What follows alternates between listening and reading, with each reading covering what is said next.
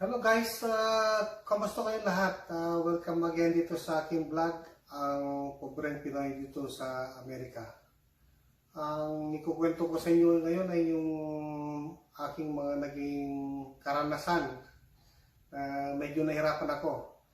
Kaya sa mga nagbabalak na punta dito sa Amerika or kahit hindi, yung mga nandiyan lang, at least alam niyo kung ano pa ang naging buhay dito sa Amerika. Katulad ng sa mga sasakyan, yung bus dito parang isang company lang, saka may designated loading and unloading dito sa kayong oras. Dito sa area namin, hindi daanan ng sasakyan, kaya mapipilitan kang kumuha ng sarili mong sasakyan. Kaya ang masakyan nito hindi lang pamporma, necessity talaga. Kasi pag wala kang sasakyan, para sa area namin, hindi ka makapunta sa work mo or sa grocery o saan tayo mamamasyal. Mapipilitan kang mag-Uber o mga magrenta ng taxi. Kaya mahirap dito. Tapos, pag may kids ka, na under 13 years old, hindi mo pwedeng basta-basta iwanan sa loob ng bahay o sasakyan. Kasi pag nalaman ng ibang tao at itatawag nila sa pulis at ipukulong kayo. Kaya mahirap ito, hindi katulad sa atin sa Pilipinas na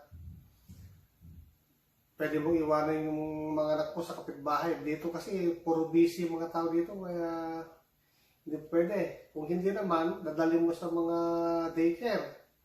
Buti kung magbabayad ka lang ng $10 an hour, hindi. Mas sobra pa doon ang binabayaran mo per hour. Kaya mahirap din pag walang kasama sa bahay na magbabantay. Kaya yung iba na nadaanan ko na nahirap. Yan ang isang kukwento ko sa inyo.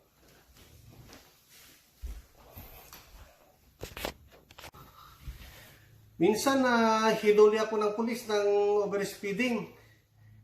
Mga 1 mile lang yata ang pupuntahan ko. Kaya sabi ko sa pulis, officer kasi ang tawag dito sa mga pulis ano ang violation ko, kako? You're driving 23 miles over the speed limit, sabi sa akin. Sabi ko, paano nangyari yun, kako? 1 mile lang idadrive ko. Paano mo napatunayan na overspeed ako, kako? Sabi ng kasamaan ko, overspeed ka raw eh. Sabi ko, pwede ba yung hearsay lang? Sabi niya, pwede. Sabi niya, o sige, ako na lang. Tikitan mo na lang ako, tapos i-contest ko na lang sa judge.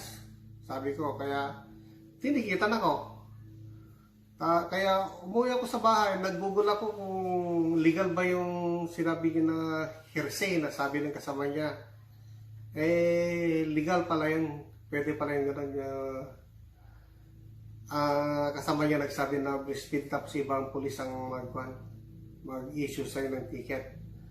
Tapos, kaya in-schedule ko yung na i-contest ko sa judge. Tapos, nagdatingan na yung may mga natanggap ako mga sulat galing sa mga defense attorney, mga 4-5 letters na sabi nila kailangan kumuha ka ng magaling na abogado, kung hindi masususpindi yung license mo, tapos magmumulta ka pa ng mga $600 ba yan? Sabi nila. Pero hindi ko pinansin yun nung pagdating ng judge, sinabi sa akin na, okay, what's your story? Sabi ko, ganito ang nangyari dyan sa Chicago. Pumunta ako ng McDonald's, mga 1 mile lang yung dadrive ko. Bakit ako mag-overspeed ng 23 miles? Sabi ko, that's too much. Kung mag-overspeed man ako siguro, hindi naman ganun kadali kako. Kaya sabi ng judge, kasi pababa kasi siguro yun kaya medyo overspeed niya. Pero judge, sabi ko, bakit naman ganun, 23 miles over? Masyadong yun, sabi ko. Ang katotohanan niya, sabi ko, meron akong kaparehas sa sasakyan na sinundan ko. Kaya, nung nasa malapit ang stoplight, diretso siya. Ako naman, kakaliwag, punta ng McDonald's. Tapos, ayun, hinuli na ako ng pulis. Kaya nagtataka ako, bakit hinuli ako pulis eh. Alam ko naman hindi ako nag-speed, sabi ko sa kanya. Sabi sa akin ng judge eh, okay, ganito na lang, sabi niya. Bibigyan na lang kita ng 5 miles over the speed limit. Tapos, wala kang points, sabi. Kasi pag may points ka, magre-reflect yun sa insurance mo. Tataas yung insurance mo, tapos magkakaroon ka pa ng record. Kaya, tinanggap ko na yung judgment niya na 5 miles over the speed limit. Yun ang minimum na penalty sa akin. Kaya tinanggap ko na rin. Tagmulta lang ako ng konti, pero hindi suspended yung license ko. Wala pa akong points. Tapos hindi pa ako nagbayad ng abogado kasi sinisingil ako ng $500 dollars para i-defense daw ako. Kaya yun ang nangyari sa ticket ko. Kaya magmula nun, ang ginawa ko, bumili na ako ng radar detector para ma-monitor ko kung nasaan yung mga pulis. Kaya malayo pa lang, magre-reflect na sa detector ko kung may pulis para at least aware ako kung yung speed ako. Dati nung nagre-rent kami, malapit lang ang work namin ng misis ko. Tapos nung kumuha na kami ng bahay, lumayo kami. Isa lang ang sasakyan namin sa yung misis ko. Hindi pa nagdadrive. Ang dinadrive ko papuntang work dati, mga 56 kilometers from house to work. So, I'll take mga 45 minutes siguro. So, ang dinadrive ko sa balikan sa work ko, mga 112 kilometers. So, ang pasok ko 9 ng gabi hanggang 5:30 ng umaga. Kaya ang gagawin ko, uwi kagad ako kasi yung misis ko di pa marunong mag-drive. Kaya ihatid ko siya. Ang layo din naman ng work niya, mga 72 kilometers. Papunta pa lang yun ha. So, pagdating ko ng bahay, pag pick up ko, kasama yung anak ko na 2 years old, babalutin ko ng blanket, lalo na pag panahon ng snow, kasi bawal ng iwanan yung bata dito sa bahay. Kaya dala-dala namin. Kaya mag-drive ulit ka ng 72 kilometers papuntang work yung misis ko. So, tapos uwi na ako, traffic pa. So, ang na-spend ko sa kanya ng pagkatid, mga 144 kilometers. Tapos, ganun din sa hapon, pipikapin ko na naman ng mga alas 3. Ganun din, same thing, mga kwanting. Another 144 kilometers. Kaya, ang kilometers na nagagamit ko sa kanya, mga 220 kilometers a day. Tapos, sa akin, 180. So, kaya, ang mga 400 kilometers a day ang dinadrive ko papuntang work sa kaya pagdating sa misis ko. Kaya ilang oras lang tulog ko? Mga 3 to 4 hours a day. Tapos alagaan ko pa yung anak ko. Kaya mahirap. Ginawa ko yun ng mga more than a year. Sabi nga ng mga kasamahan ko dito Noy, paano mo nagagawa yun? 3 to 4 hours a day lang yung tulog mo. Sabi lang, hindi ko kaya. Sabi ko, kailangan Kasi may babayaran na mortgage sa bahay. Sako. Kaya mahirap. Kaya ang ginagawa ko dati, kahit inaantok ako, kailangan kong gawin. Kaya para hindi ako antukin, kung minsan, nagdadala ko ng lemon or like calamansi. Sinisip-sip ko yan kasi very sour. Kung hindi naman, katulad sinasampal ko yung sarili ko, kinukurot ko yung sarili ko dito, kahit saan, para walang antukin. Minsan di ko alam, nakatulog ako sa isang stoplight. Yung anak ko na 2 years old dati sa likod, nakasakasama ko, tarinig ko, tumatawa. Sabi sa akin, Daddy, you're sleeping while driving. Nagulat ako. Nagising ako. Hindi ko alam, dami na palang mga cars sa likod. Buti walang pulis. Baka nahuli na ako, baka kinulong pa ako dahil parang endangering your child. Parang ganon kasi nakatulog na ako dahil sa stoplight. Dahil hindi ko na kaya talaga kuminsan Kuminsan sa highway din, nakakaidlip din ako. Buti yung sa gilid ng mga kalsada dito, pag nahit mo yung side niya, parang berera ba siya? Parang mga ganon. Kaya nagigising ka. Ginawa ko yun ng more than a year. Tapos, dumating yung biyanang ko, nakalog ako ng konti. Tapos, tinuruan ko yung misis ko na mag-drive. Marunong na siya, pero nakalipat na kami dito, nakalapit na kami ng work. Ang work na namin ngayon mga 5 to 6 miles. Kaya kumuha na kami ng sasakyan dahil nag-isa pang sasakyan para may bagamit yung misis ko. Kaya malog na kami dahil hindi ko na siya da-drive. Saka malapit na yung work namin. Pero dati, 400 kilometers a day ang dinadrive ko, tapos 3 to 4 hours lang ang tulog ko. Kaya nung magbulan, dumating yung binang ko rin, na yung nag-alaga na rin sa mga anak ko. Kaya sawa ng Diyos, nakaraos din. Kaya sabi nga, there's a will, there's a way.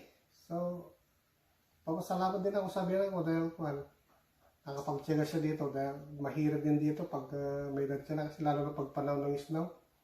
Nakakulong ka lang. Kaya, yan ang isa sa mga pinakamahirap na dinaranas dito sa Amerika. Pero ngayon, comfortable na kami ngayon dahil malaki na rin yung panganay ko. 16 years old na. Kaya pwede ko lang iwanan yung maliit na bata. Kasi bawal lang iwan yung bata dito pag walang 13 years and above. Kaya kailangan merong magbabantay sa kanya. Kaya yan ang naranasan ko na pinakamahirap dito sa Amerika. Kaya kung meron kayong mga comments or suggestion, sabihin nyo lang sa akin at itry ko na i-video sa inyo. Kaya try to subscribe, like, or share. So maybe next time again. Okay? Bye. Hello guys, kumusta kayong lahat? Welcome again dito sa aking vlog, Pobreng Pinoy sa Amerika. Ang pag-usapan natin ngayon ay yung pagkakaiba ng buhay dito sa Amerika saka Pilipinas. Kaya yun ang pag-usapan natin ngayon.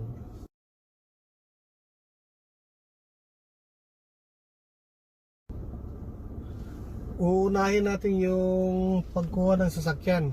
Dito sa Amerika, kahit anong klaseng trabaho mo, janitor ka man o kayang-kaya mong kumuha ng sasakyan kasi mura lang. Ang pagkakaiba lang, kailangan meron kang credit history o meron kang utang o na binabayaran. Hindi katulad sa atin Pilipinas na pag wala kang utang, madali lang makakuha ng kotse. Pero pag dito, kailangan para mas mababa yung interest rate mo, kailangan meron kang credit history kaya meron kang utang na binabayaran para malaman nila kung good pay ka o hindi. Pag wala ka kasing history na utang o katulad ng bago ka pa lang, mas mataas yung interest rate mo. Kaya mas maganda kung yung mga gustong pumunta dito sa Amerika, Huwag kayong magmadaling kumuha ng sakyan. Mag-ano ka muna ng credit history, katulad ng paggamit ng credit card.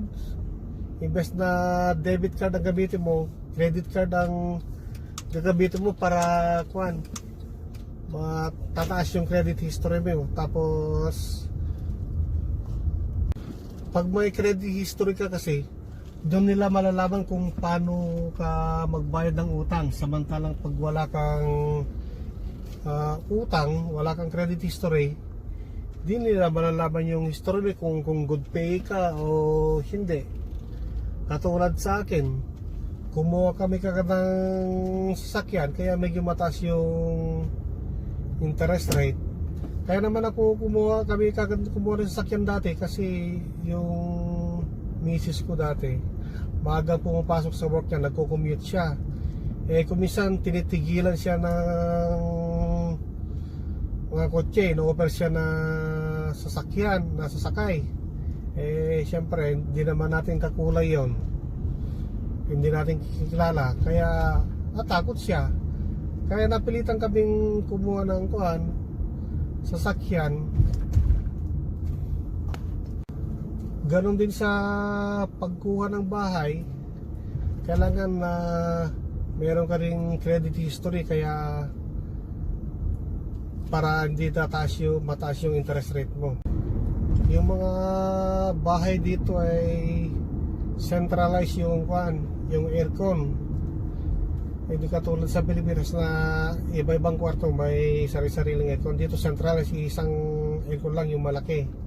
Ganon din sa heater, centralized din. Gumagamit kami ng heater dito kasi pag panahon ng taglamig o snow, kasi magpo-frost yung mga tubo, pipitak yan. Sa loob ng bahay napakalamig, kaya kailangan ng heater. Ang pagkuha ng trabaho dito, kahit may disability ka, tatanggapin ka nila. Kasi pag hindi ka nila tatanggapin, kakasuhan ka pag nagreklamo sila. Kahit matanda ka na, kung kaya mo pang magtrabaho, kailangan tanggapin ka nila. Katulad sa work ko, may mga 70-75 years old, nagtatrabaho pa rin sila. Kaya kung sila nagtrabaho kung minsan, wala daw silang magagawa, nabubori sila sa bahay o hindi naman, kulang yung natatanggap nilang pensyon dahil nung mga bata-bata sila, hindi sila nagplano sa buhay, kaya kahit matandaan sila, nagtatrabaho pa rin. Pag may sasakyan ka, syempre kailangan mo ng gas. Ang pagkakaiba sa Pilipinas, dito ikaw ang maggagas, sarili mo. Pero dyan sa atin sa Pilipinas, may gasoline boy, very convenient. Yung mga estudyante dito, may mga school bus dito, libre. Pero kasama na yun sa binabayaran namin sa bahay, sa property tax saka school tax. Katulad dito sa amin, property tax saka school tax, mga $6,000 to $7,000 a year. Kaya medyo mataas din ang tax dito sa school tax, kaya libre yung school bus dito. Dito walang katulong dito, mayamang-mayaman ka na pag may katulong ka. Kaya ikaw ang lahat dito, maglalaba, magkakat ng grass. Pag panahon ng snow, ikaw magpapala o snow blower. Pag nasira yung appliances mo dito, masyadong mahal ang labor, pupuntahan ka pa lang, may bayad na. Kaya pag nasira ang appliances mo, mas maganda pang bumili ka na lang. Katulad nung sa amin, nasira yung microwave namin, tinapon ko na lang kasi masyadong mahal yung labor. Ganon din yung refrigerator namin kasi sira lang, mga 2,000 yon. Pero pag pinaayos mo yon, mataas ang labor saka yung materials. Kaya kukuha na lang kami ng bago. Sa bagay, mga 10 years din yung refrigerator namin, kaya okay lang. Diyan sa atin sa Pilipinas, pag yung mga appliances pwede pang ayusin, katulad yan na microwave sa refrigerator, pwede pang ayusin. Pwede pa nga nilang pinturan kung kinakalawang dito puro tapon na lang, katulad din ng mga sasakyan.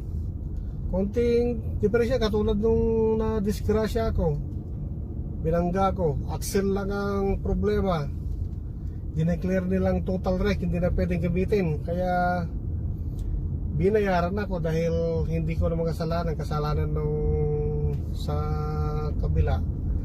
Kaya madalang ko makakita dito ng sasakyan na kakarag-karag, pwede na lang siguro kung yung mga yung mga parang antique ang pang motor show, ganon. Dito sa Amerika ang daming trabaho dito, hindi katulad dyan sa Pilipinas na pahirapan kahit college graduate ka. Dito kahit high school graduate ka lang or kahit hindi ka tapos ng college or high school, basta wag ka lang mamimili, madaling makapasok ng trabaho dito Katulad sa akin, ang trabaho ko pang gabi ako. Pag out ko ng 5:30 ng umaga, magdadrive pa ako ng Uber or Lyft, parang Grab sa atin. Ang ginagawa ko, nagpaparaking ako sa mga commercial center, matutulog ako, tapos lalakasan ko yung ring ng cellphone ko para kung sakaling may tawag ako, magigising ako. Kaya yan ang gawain ko dati, pero ngayon dahil COVID, tumigil muna ako dahil ayaw ng misis ko dahil delikado lang. Kaya pero pag naka back to normal na siguro, baka magdadrive na naman ako ng Uber o yung mga food delivery. Pag may mga bills naman tungkol sa kuryente o electric o mag-grocery ka man, karamihan dito card ang ginagamit, madalang kang makitang magbayad ng cash. Katulad ko, puro card ang ginagamit ko, mas madali kasi hindi mo na kailangan magdala ng cash. Pag nagbayad ako mga bills, katulad ng kuryente sa tubig, sa basura, puro automatic payment dyan, kasama na yung bahay, automatic payment, para pag hindi ko makalimutan, kasi pag nakalimutan mo may penalty yan. Kaya puro automatic payment lahat yung mga bills namin dito. Ang pagkuha ng baril dito napakadali, katulad ko 10 minutes lang nakuha ko na yung baril ko, basta nakaready na yung application form. Walang mga neuro sa medical, ang kailangan lang nila magpal ka ng application form, tapos background investigation ka, yun, tapos na, babayaran mo na yung baril, ibibigyan na sa'yo. Ganon din sa wala nang test file kasi na-test na yun. Ganon din sa pagkuha ng permit to carry, mga 15 days lang ako doon. Ang ginagawa lang nila, background investigation lang, wala na yung mga medical sa kanya, mga neuro na yan. Tapos nagbayad lang ako ng $20. Ano na yun, 5 years na yun na expiration nya. Kaya madali lang. Ganon din sa yung pagkuha mo ng baril, pag sa bahay mo lang, wala nang renew na yun. Hindi mo na kailangan mag-renew, sa forever na yung sa'yo sa bahay, kung sa bahay mo lang Kaya na naman ako kumuha ng baril ko saka permit to carry, dahil minsan punta ko sa Philadelphia ng maaga, duman ako sa back road, nasa stoplight ako, kasama ko yung malit kong anak. May lumapit sa akin na isang mama na malaki. Sabi niya sa akin, alam mo bang birthday ko? Sabi ko, oh, happy birthday. Sabi ko sa kanya, ano yung regalo mo sa akin? Sabi sa akin, Sabi ko wala kong dalang kas eh. Mamaya may kasama ng dalawa na lumabas. Kaya ang ginawa ko, dahil may kasama akong bata, kahit naka-red, pinatakbo ko na yung sasakyan. Kaya naisip ko na kumuha na ng sarili kong baril. Yung maliit lang, ibinubulsa ko lang. Kaya pag lumalabas ako, dala-dala ko palagi para medyo mas kampante ako. Okay guys, dyan naman nagtatapos yung isang topic natin. Kung meron kayong suggestion o comment, mag-comment lang kayo sa baba at try ko na sagutin o gawa ng video sa inyo. Kaya from Pobreng Pinoy sa Amerika, next time again, bye bye.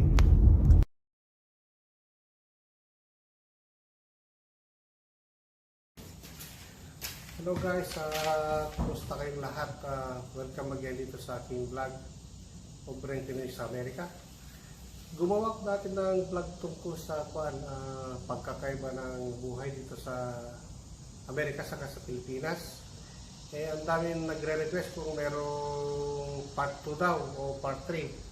Kaya yun ang topic ngayon, kaya naisipan kong gumawa ng vlog tungkol doon.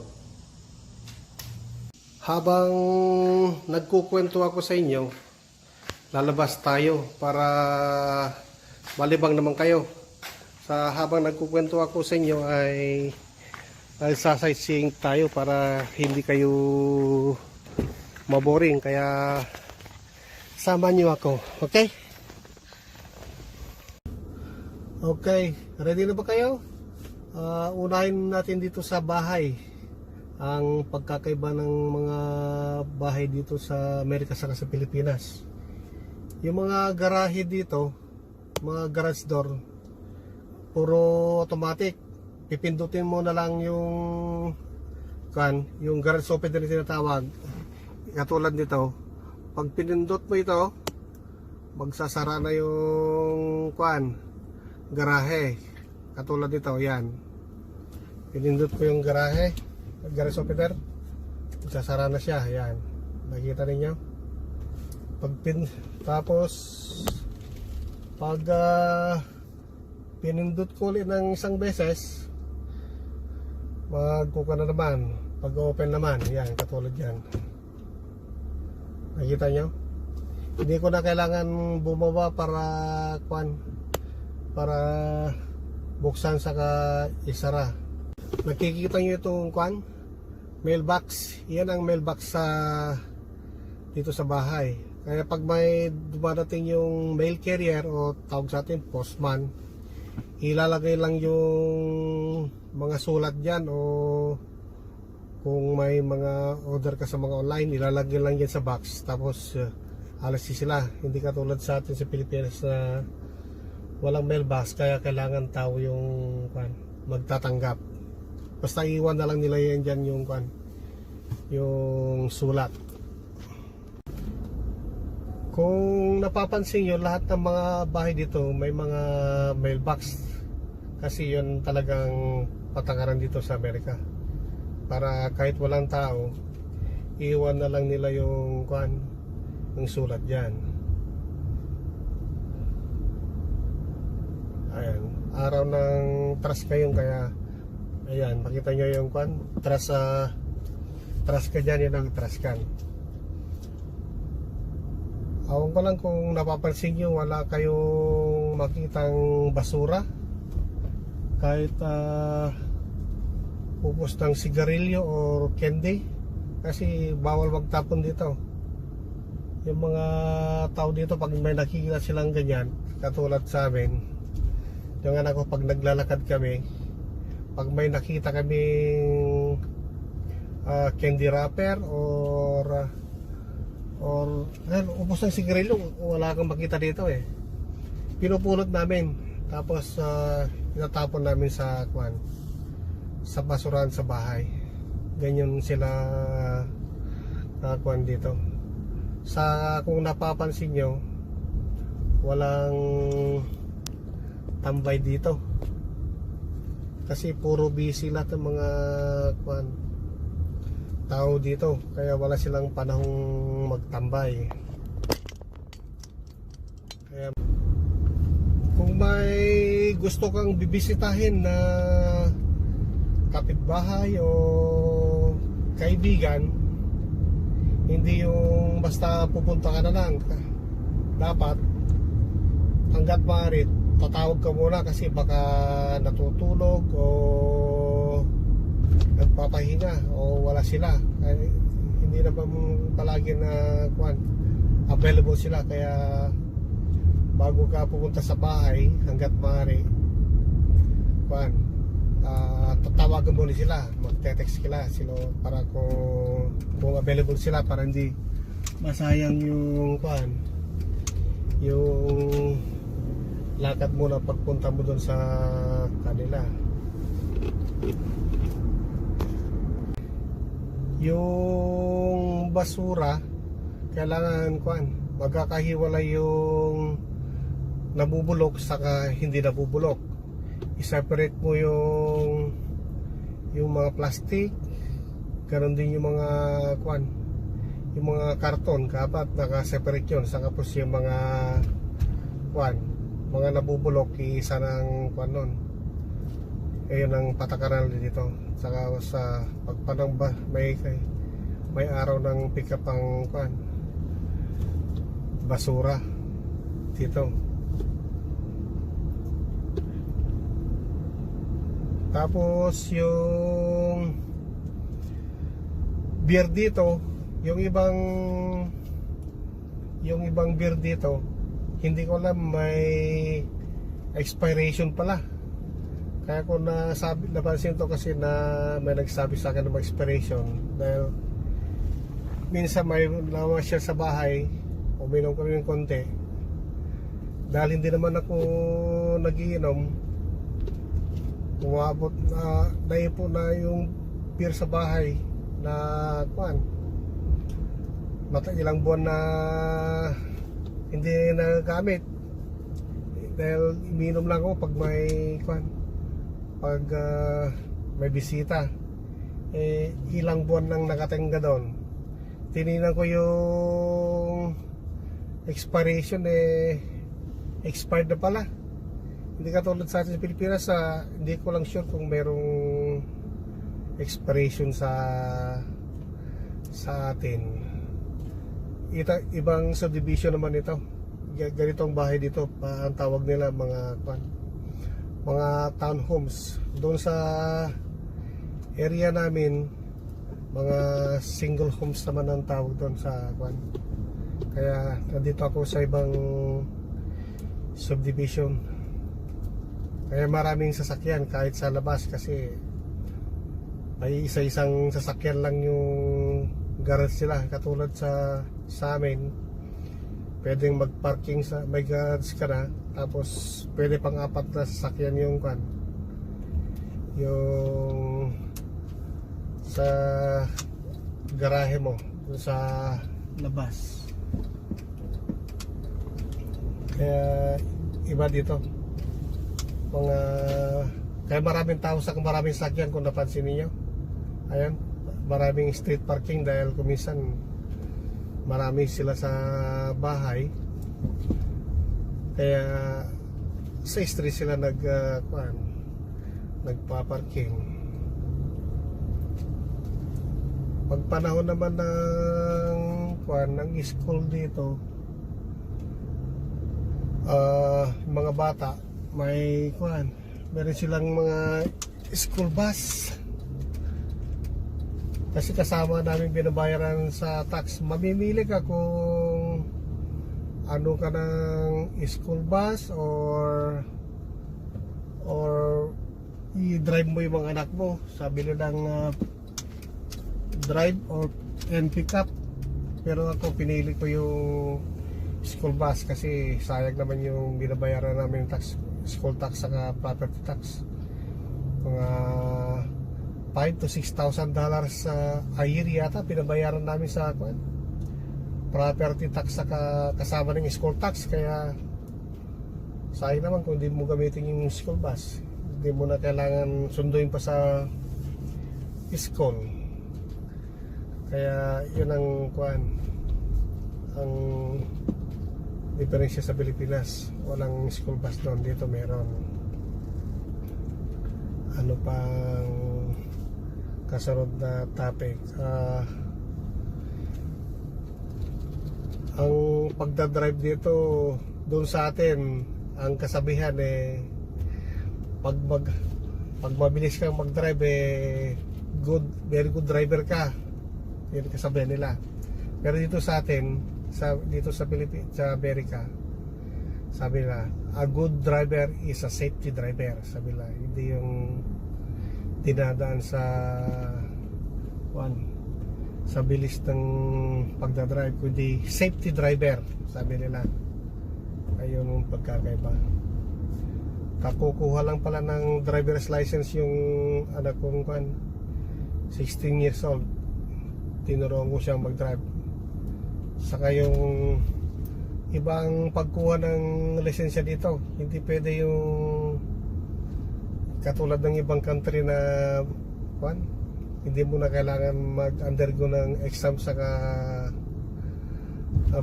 mag-drive test. Dito kailangan proper, kailangan mag-test ka, tapos mag-drive test ka.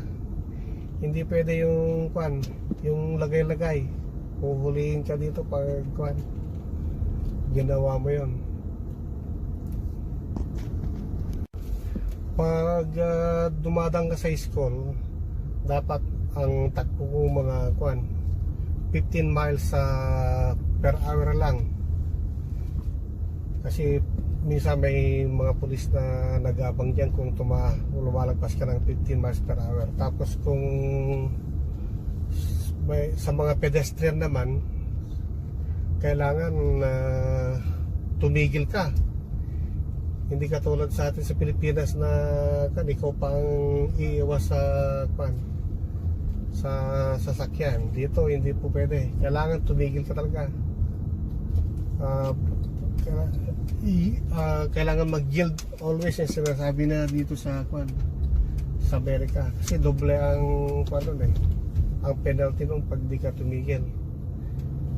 Ituturo pa sa iyo yung stop sign ng pedestrian pag di mo itigil, tapos tinang ka ng di masama. Kaya kailangan sumunod ka sa batas ng trapiko dito. Tapos dun sa naman, pag may natanggap kang cheque, pagdating sa deposit, hindi mo na kailangan pumunta ng bangko. Pipicturean mo na lang yung cheque mo sa harap sa likod kasama yung signature, tapos i-compare lang sa online mo. Halimbawa, Bank of America yung bangko mo, i-download mo yung app ng Bank of America, mag-login ka, tapos picturean mo nga yung cheque mo, isend mo na. Hindi mo na kailangan pupunta. Kung hindi naman, pwede rin punta ka dun sa bangko, pero kahit hindi mo na kailangan pumasok pa sa loob, meron naman sa labas na idadrap mo lang siya. Bubuksan ka lang doon, tapos i-open mo, na siya, may parang susup-supin niya yung sa tubo yung yung ilalagay mong doon, sobre. Ayan ang pagkakaiba sa sa Amerika. Saka dito mas maraming tao na gumagamit ng card. Halimbawa, nag-grocery or gasolina, puro card na yung ginagamit dito. Madalang kang makakita ng dito, nagbabayad ng cash dito. Tapos dito, ang paggagasolina naman, walang kuwan dito, walang gasoline boy dito. Sarili mong kuwan, sarili mong ikaw mismo ang maggagas dito. Pag nagbabayad ka naman ng cash sa grocery o kahit saan, alam mo ang presyo $9.99 o 95 cents ang kuan, ang butal. Kailangan ibigay mo yung kuan, yung suklumi kahit 1 cent lang. Dito ginagamit yung 1 cent dito. Kaya may 1 cent, yung 5 cents saka 10 cents, sinusukli nila yan. Hindi pwedeng hindi mo isukli. Hindi katulad sa atin sa Pilipinas na wala, bibigyan ka na lang yata ng candy para yung sukli mo na konti. Pero dito kailangan ibigay nila yung kwan, yung sukli mo kahit sabi mo 1 cent o 2 cents, may kwan yan, binibigay na yung sukli na yan. Pag yung magulang mo naman ay matanda na, o yung lolo o lola mo pag matanda na, dito dinadala na nila sa kwan, sa nursing home. Kasi pag sa nursing home, sila na lahat ang bahala magpakain, lahat-lahat, pati pagligo sa kakon pag di nila kaya. Kasi kaya naman nila dinadala dito doon dahil busy yung mga tao, hindi na nila masikaso yung mga kwan, yung parents sila, kaya dinadala na lang nila doon. Yan ang hindi katulad sa atin na kwan, na alagaan natin para kahit iwan natin sa mga kwan, kamag-anak natin, kapitbahay. Dito kasi kwan magkakalayo, katulad sa amin wala kaming kamag-anak dito, saka busy naman sila lahat, kaya dinadala nila yung kwan, yung mga matatanda sa mga mga nursing home. Doon sila, yung mga kwan, doon na sila nakatira. Papasyalan mo na lang sila ng kwan pag dayo po, Saturday or Sunday, ganon.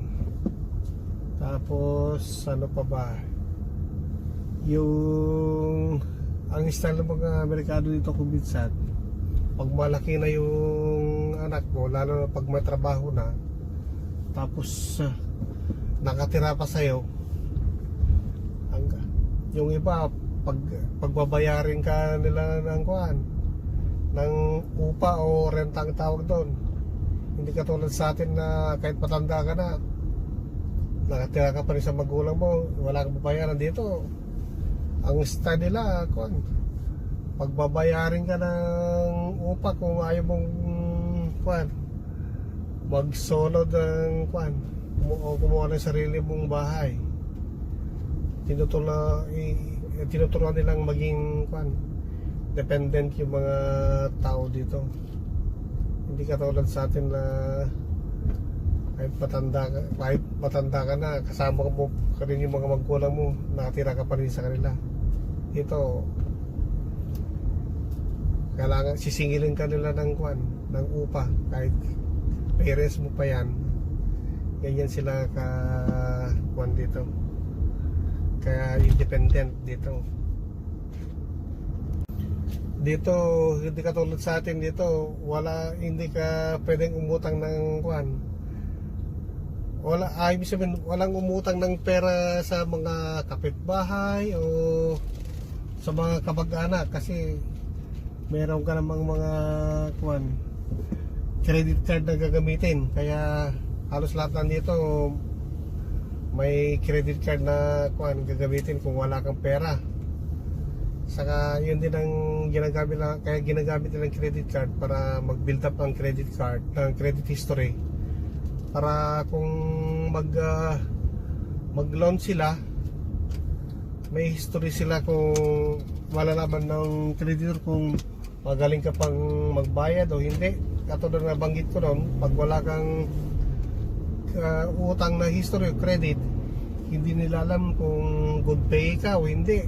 Kaya ginagamit nila yung mga card nila dito.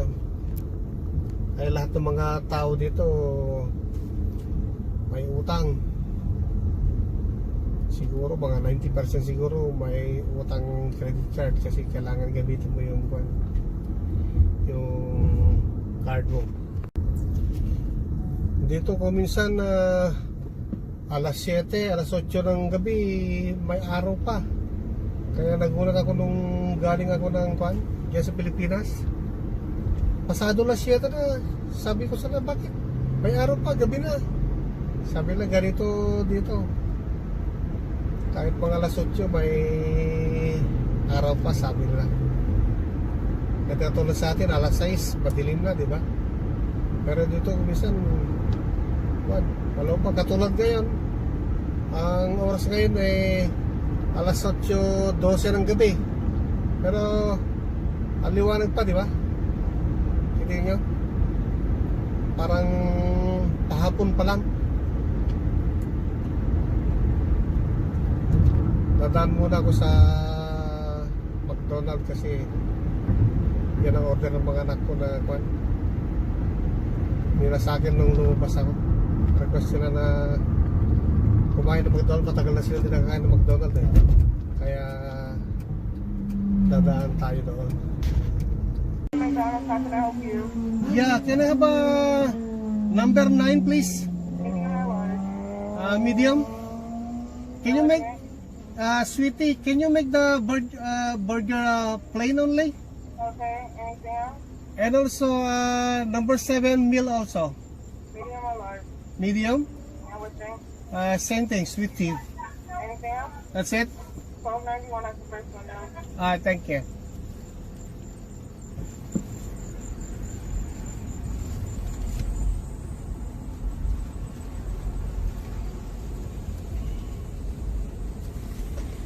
Hello, how you doing?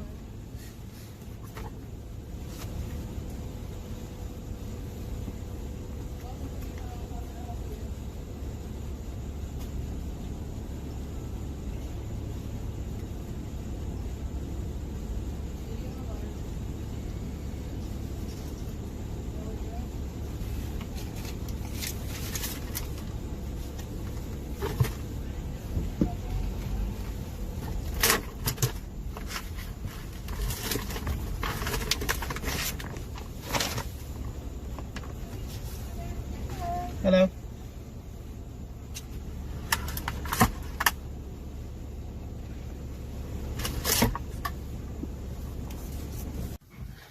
Okay guys, dyan na naman nagtatapos yung isang vlog natin. Kaya kung meron kayong mga suggestion or comment, just let me know and I will do the again next time. I think Julian wants to say something. What do you want to say? So we're gonna do shout out. So if you want a shout out, comment down below, and in the next video we might even do shout outs. So okay, bye. Bye bye.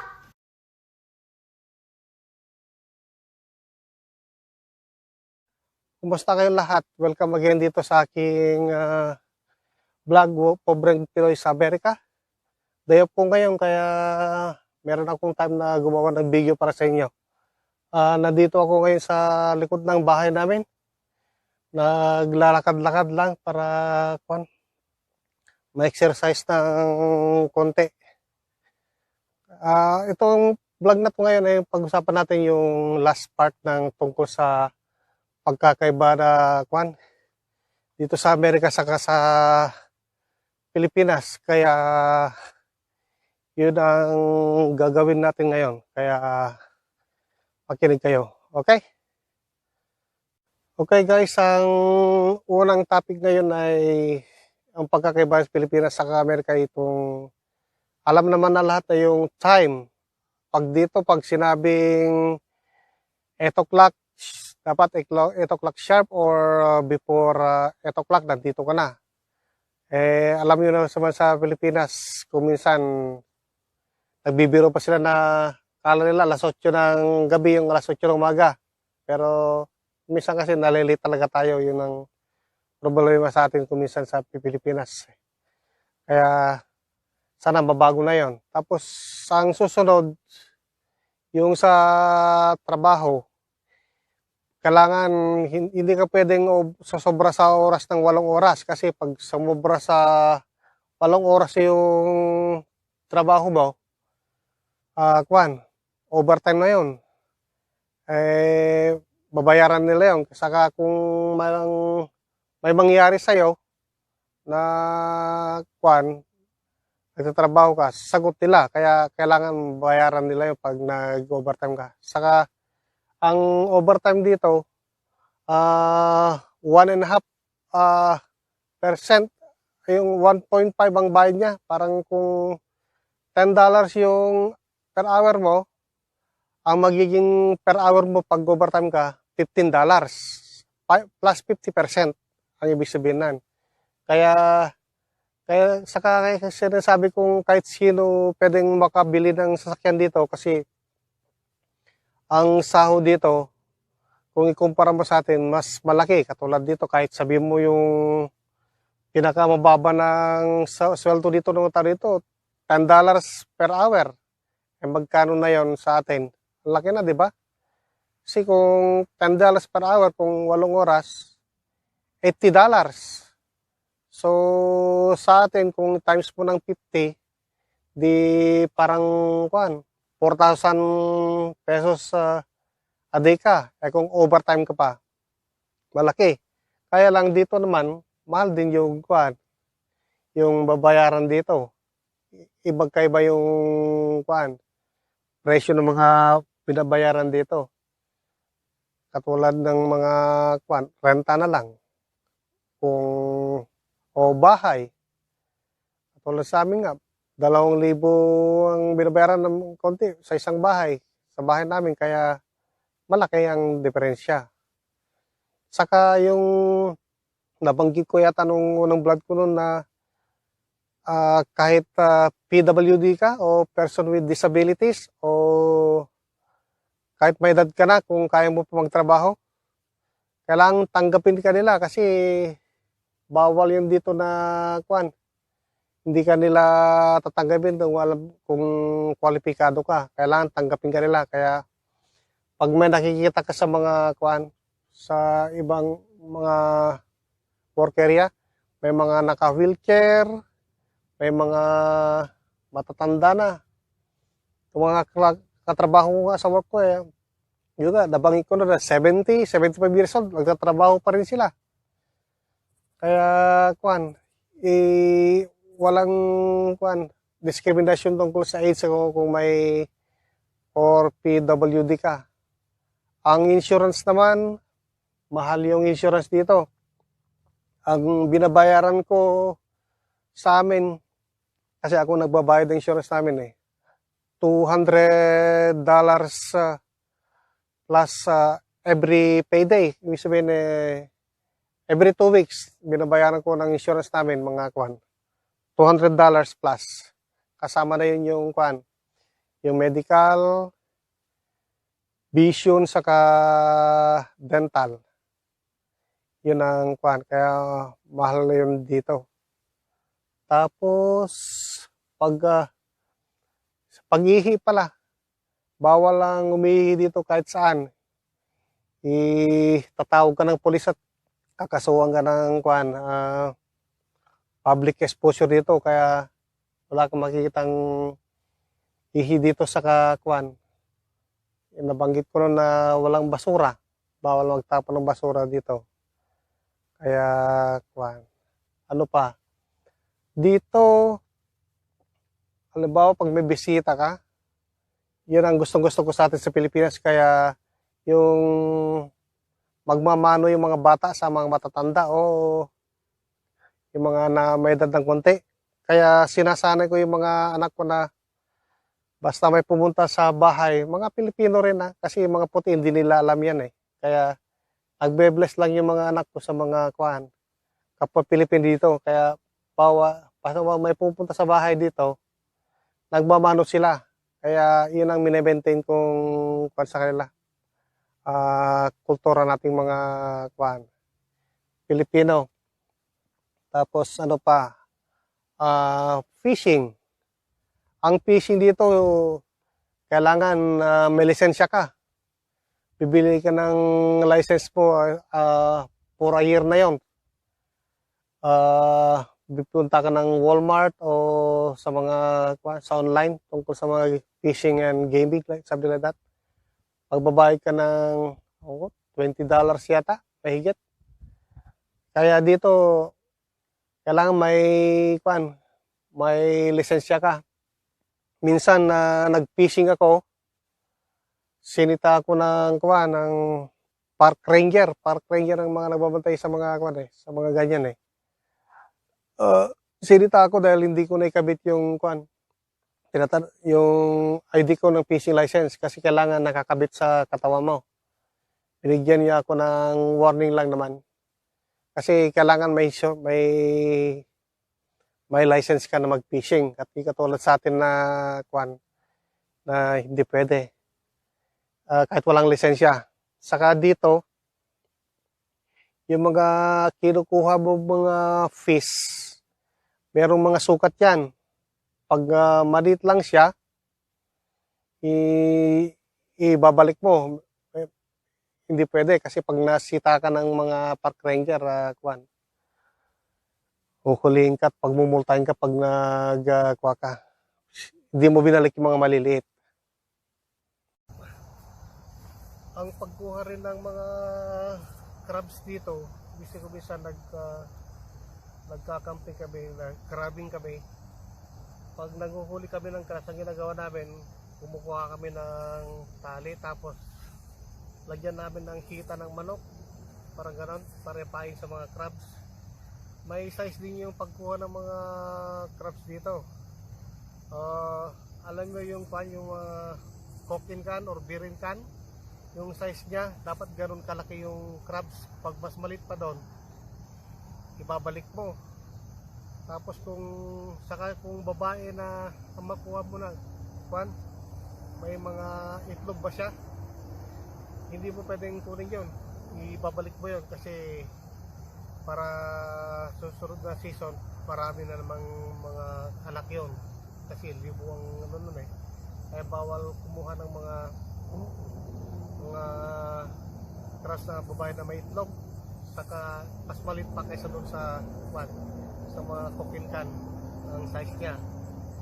Tapos ano pa dito, kumisan yung mga tao dito, katulad trabaho ko,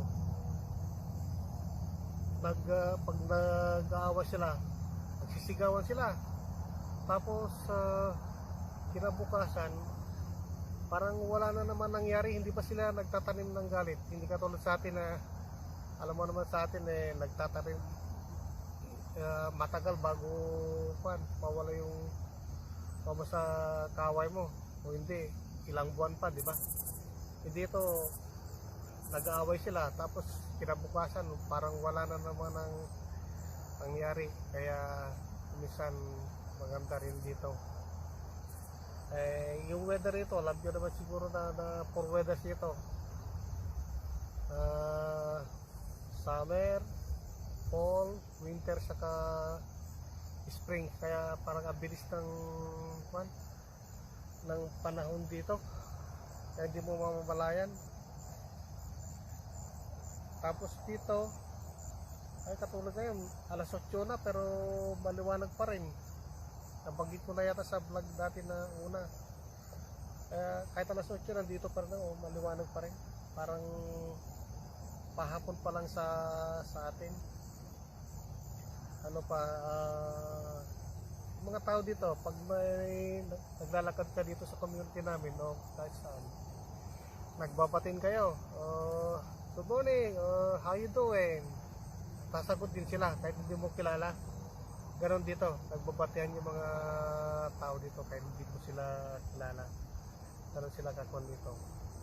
Tapos ano pa, sa mga kuwan pala, sa mga restroom, CR sa atin.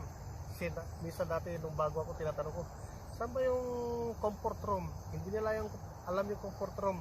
Ang tawag pala nila doon, restroom ang tawag dito, hindi CR, hindi na yung CR, restroom ang tawag doon. Lahat ng mga toilet dito, restroom mo, comfort room, kahit sa mga public toilet, sa park, kahit saan, merong mga toilet paper yan na kwan, nakahanda doon, hindi pwedeng wala. Hindi katulad sa atin na tubig lang, di ba? Ang ginagamit. Kaya siguro nasanay na tayo kaya yun ang ginagamit natin. Pero dito, kahit saan ka pupunta ang toilet, may mga kwan, may mga toilet paper yan. Tapos dito, wala akong katulad sa mga city, wala akong nakikitang mga kwan, mga street sweeper. Kasi nga, bawal nga magtapon. Kaya malinis yung area, wala kang makitang tigawalis na parang MMDA, parang gano'n. Saka pag may mga kwan, hindi walis ang ginagamit na dito, yung leaf blower. Parang i-blow mo lang yung kwan, yung mga dahon o kahit ano dyan. Katulad sa atin, meron akong leaf blower dyan. Pag momo ako, yung mga grass na kalat, hindi walis ang ginagamit ko, leaf blower. Ibo-blow lang niya yung mga grass para ipunin niya. Meron din siyang vacuum na higupin din niya, kung depende kung gusto mo kung gamitin mo vacuum or blower. Kaya yun ang kwan dito. Tapos pag Pasko, hindi ayaw ko ng Pasko dito kasi hindi mo mararamdaman yung Pasko dito. Hindi katulad sa atin September pa lang maririnig mo na yung mga kwan, mga kanta ng mga Christmas song. Dito wala, tahimik dito. Saka yung namimiss ko katulad sa atin sa kwan, sa probinsya, puso yung mga caroling, di ba? Ang caroling dito, wala akong makitang mga nangaroling dito. Saka kwan, mas priority ko lang kung katulad ng mga kwan, yung all saints, diba tawag doon, yung mga bata nagwe-wear ng mga kwan, costume para mag-house na ko sila, hihingi ng mga candy. Yun ang mas gusto nila. Pero tungkol sa Pasko, hindi masyadong parang Pasko dito. Kaya sa totoo lang, hindi ko masyadong feel yung Pasko dito Hindi katulad sa atin na mararamdaman mo yung Pasko. Kaya yun ang gustong gusto ko sa atin, yun ang namimiss ko. Saka dito ano pa ba, yung mga tao pala dito nagsasunbathing sila. Alam mo naman sa atin na, di ba, na hanggat mari ayaw maarawan. Kaya kung napansin mo dito, madalang ka makikita ng tao na nakapayong. Kahit sabihin mong umuulan, hindi sila tatakbo. Kaya ako, pag umuulan, tatakbo na ako sila. Wala, parang lakad lang sila. Parang okay lang sa kanila na mabasa o mainitan. Kaya katulad nga, nagsasunbathing pa sila. Tayo, hanggat marin dahil tayo pwede marawan, di ba? Kaya yun ang kwan. Tapos ano pa, ang gusto ko rin sa Pilipinas, parang kwan, yung parang respeto sa mga tao.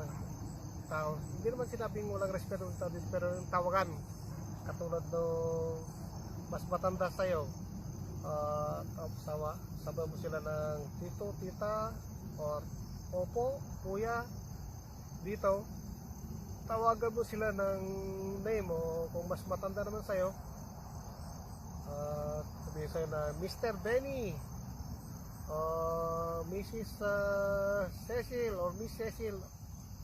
Pag gano'n tawag sa mga kwan, matatanda dito pag nauna sa'yo. Hindi katulad sa atin na kwan, kuya, tito, opo, kaya sabi na yes, gano'n lang. Hindi katulad sa atin na opo, parang gano'n. Saka dito, hindi katulad sa, hindi sila mahilig sa videoke. Hindi katulad sa atin na kahit videoke kahit saan, di ba? Kaya okay lang kwan. kahit saan may video kaya dito wala eh. Dahil siguro puro busy yung mga tao dito. Kaya makakita ng tambay dito eh. Katulad lalo sa area namin. Tapos ano pa ba ang kaibahan? Sa kainan pa lang. Hindi sila nagkakamay. Sa atin nagkakamay sila, di ba? Sa atin. Pero dito puro kutsara sa tinidor lang. Yan ang pagkakaiba ng dito sa buhay. Yan na naman nagtatapos yung vlog natin. Kung meron kayong mga suggestion o comments o kung meron akong mga topic na hindi naidagdag, lalo na yung mga nandito sa Amerika, mag-comment lang ako para may share natin sa mga kasamahan natin, okay? Kaya from Pobre Pinoy sa Amerika, see you next time, okay?